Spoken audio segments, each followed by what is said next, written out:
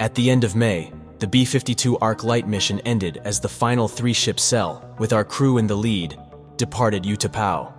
For many years, SAC crew members had joked about putting out the Arc Light for good, and here we were about to do just that.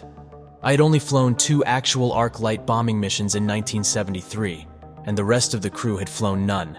But we got to put out the light for the thousands of crewmen who had flown the tens of thousands of hours over the previous 10 years.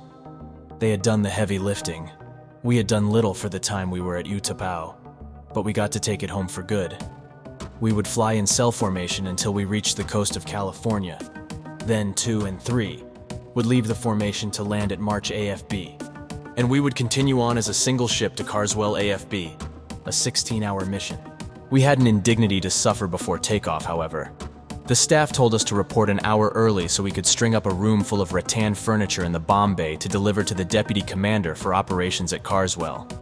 This did not sit well. We faced a tortuously long mission without any extra duties, and this was an absolutely unnecessary task. No doubt one of the commanders at U-Tapao garnered a significant kudo for shipping the colonel's furniture for free, but we were the ones providing the service. We hoped to be required to cycle the bomb bay doors en route over the Pacific, one final rattan bomb run. On a similar mission during Gulf War I in 1990, I had to personally deliver 2 live lobsters sent by General Colin Powell from Massachusetts to General Norman Schwarzkopf in Riyadh, Saudi Arabia. Getting them there alive was my assigned mission. I await my grandkids asking what I did during the war, why I babysat 2 lobsters.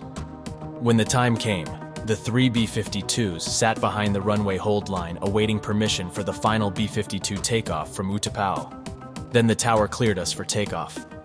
On interplane frequency, I said, "Okay guys, let's take our buffs and go home." And with that, we took off.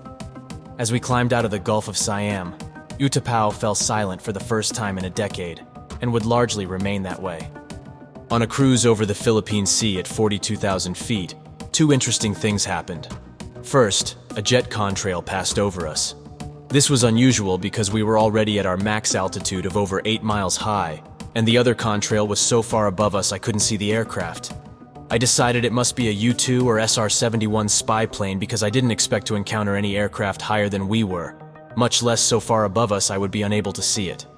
Next, a U.S. Navy ship broadcast on a guard channel asking if any American military aircraft were in the area. We answered that we were, and he asked if we could go cipher mode, or the scrambled secret mode on one of our radios. The ship said they had an unknown target apparently shadowing them, and asked if we could drop down and take a look.